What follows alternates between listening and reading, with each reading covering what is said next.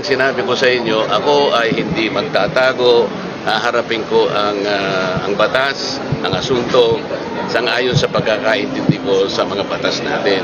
Senator Marcoleta sumuko sa Sandigan Bayan kaugnay ng kasong plunder na nagkakahalaga ng 75 million pesos matapos lumabas ang arrest warrant. Nitong Lunes, July 6, 2026, naglabas ng warrant of arrest ang Sandigan Bayan 3rd Division laban kay Senator Rodante Marcoleta at 3 iba pa kaugnay ng 75 million pesos plunder case.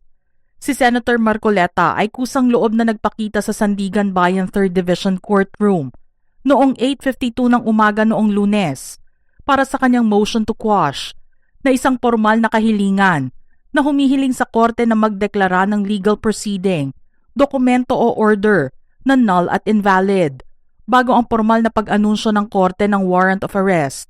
Sumuko siya sa kustodiya ng Criminal Investigation and Detection Group o CIDG.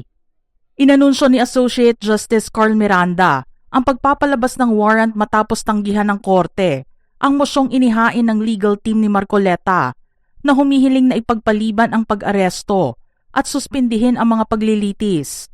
Kusang loob naman na sumama si Senator Marcoleta sa staff ng CIDG patungong Camp Crame. Ayon sa abogado ni Marcoleta na si Patrick Velez, sumuko ang kanyang kliyente na nasa Sandigan Bayan na noon bilang act of good faith nang ilabas ang utos ng pag-aresto. Sinabi naman ni Marcoleta sa mga mamamahayag na inaasahan na niya ang lahat ng prosesong kailangang pagdaanan sa kanyang pagtungo roon.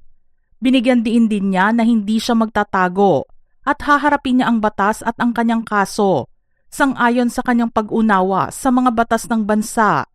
Idinagdag pa niyang kailangan niyang dumaan sa tamang proseso at bahagi ng kanyang hangarin sa pagpunta roon ang tanggapin ang warrant of arrest kung ito ay isisilbi sa kanya. Bandang 10:30 ng umaga, dumating sa Sandigan Bayan sina Interior Secretary John Vic Remulla at ang hepe ng National Police na si General Jose Melencio Nartates Jr. para samahan ang senador sa kanyang pagkakaaresto. Dahil ang plunder ay isang krimeng hindi maaaring piyansahan sa ilalim ng batas ng Pilipinas. Iniutos ng Anti-Graft Court na ilipat si Marcoleta sa New Quezon City Jail Male Dormitory sa Payatas habang hinihintay ang mga sumusunod na hakbang sa paglilitis. Bago pa man isilbi ang warrant, nagsagawa ng rally sa EDSA People Power Monument at iba pang lugar sa Maynila ang mga miyembro ng INC upang tuligsain ang Anilay Selective Justice ng Office of the Ombudsman. Sa kabila ng sitwasyon, hayagang sinabi ni Marcoleta na handa niyang tanggapin ang pagkakakulong bilang sakripisyo para sa kanyang mga pampulitikang prinsipyo. Mga ka-showbiz peeps, anong reaksyon nyo rito? Type your comments below.